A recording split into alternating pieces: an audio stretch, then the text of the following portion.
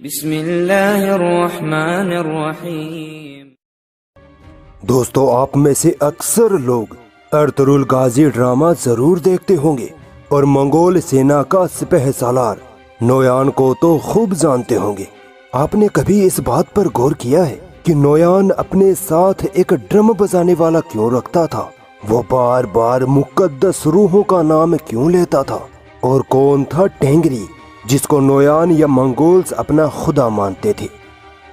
4वीं सदी के आसपास सेंट्रल एशिया में मंगोलिया में एक अजीब धर्म पनपा, जिसे रिलीजन ऑफ नेचर यानी प्रकृति का धर्म कहा गया। इस धर्म के मानने वाले ये मानते थे कि प्रकृति की हर चीज खुदा है और सबसे बड़ा खुदा आसमान है। इस आसमानी खुदा को इन्होंने नाम दिया टेंगरी, जिसका मतलब होता है आसमान का खुदा। जैसे जैसे मंगोलों ने दूसरे इलाकों पर हमला करके अपनी हुकूमत कायम की, उसी के साथ ही ये धर्म भी फैलता गया। यहाँ तक कि एशिया के कई देशों, मंगोलिया, अफगानिस्तान, चीन, यहाँ तक कि तुर्की में भी टेंगरी धर्म फैल चुका था। तुर्की के लोग मुसलमान होने से पहले इसी धर्म को मानते थे। टेंगरी धर्म में अजीबो गरीब रीति रिवाज और मान्यताएं हैं। इस धर्म की मान्यताओं के हिसाब से सबसे बड़ा खुदा टेंगरी है और टेंगरी के अलावा भी कई छोटे छोटे खुदा होते हैं। आपने अर्तुगरुल गाजी सीरियल में नोयान को ये कहते हुए जरूर सुना होगा कि मुकद्दस रूहें हमारे साथ हैं। ये मुकद्दस रूहें कौन होती हैं? दरअसल जब मंगोलों के जो बड़े बड़े बादशाह होते थे, जब वो मर जाते थे, तो मंगोलों का मानना था कि ये लोग अब खुदा बन गए हैं। ये लोग इनको मुकद्दस रूहें कहकर इनकी इबादत करते थे। मंगोलों के बड़े बड़े बादशाह अपने आप को टेंगरी का बेटा यानी खुदा का बेटा कहते थे। नाउज़ुबिल्लाह। यहाँ तक कि चंगेज खान एक बार एक पहाड़ी पर जाकर टेंगरी खुदा से मिलकर आया था, ऐसा मंगोलों का मानना था। और मंगोल मानते थे कि इसी वजह से चंगेज खान ने इतनी जंगें जीती। दोस्तों, टेंगरी धर्म में माना जाता है कि एक इंसान की एक नहीं बल्कि 3 रूहें होती हैं।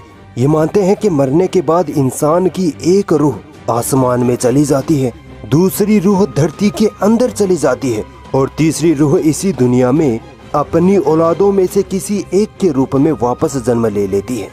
टेंगरी धर्म में 3 वर्ल्ड यानी 3 दुनिया का कॉन्सेप्ट है। इसके हिसाब से हमारी धरती के नीचे भी एक दुनिया है जिसमें हमारे जैसे ही इंसान रहते हैं। वहाँ भी जंगल, नदियाँ वगैरह होते हैं। मगर दोस्तों, साइंस से हमें यह पता चलता है कि धरती के नीचे पत्थर, पानी और लावा के सिवा कुछ नहीं है। इनकी दूसरी दुनिया आसमान में होती है, जहाँ सिर्फ टेंगरी खुदा और मुकद्दस रूहें रहती हैं। और तीसरी दुनिया हमारी धरती है, जहाँ हम रहते हैं। आपको ये सुनकर हैरानी होगी कि टेंगरी धर्म के लोग मंदिर, मस्जिद की तरह इबादत के लिए बड़ी बड़ी इमारतें नहीं बनाते हैं, बल्कि पत्थरों पर एक लकड़ी और उस पर कपड़ों की पट्टियां लगाकर वहीं इबादत करने लग जाते हैं। आपने अर्तुगरुल सीरियल में देखा होगा कि नोयान के साथ एक ड्रम बजाने वाला हमेशा रहता है। कौन होता है? टेंगरी धर्म में इनको शेमन कहते हैं, यानी वो इंसान जो इनकी मुकद्दस रूहों से डायरेक्ट बात कर सकता है। ये ड्रम बजा बजा के अपने बादशाहों की रूहों को बुलाकर उनसे बात करते थे। 14वीं सदी में चंगेज खान की नस्ल का एक मंगोल बादशाह उज़्बेक खान इस्लाम से मुतासिर होकर मुसलमान बन गया था। इसी के बाद से बहुत से मंगोल भी इस्लाम में दाखिल हो गए थे, जिसके बाद से टेंगरी धर्म धीरे धीरे अपने आप खत्म होता चला गया।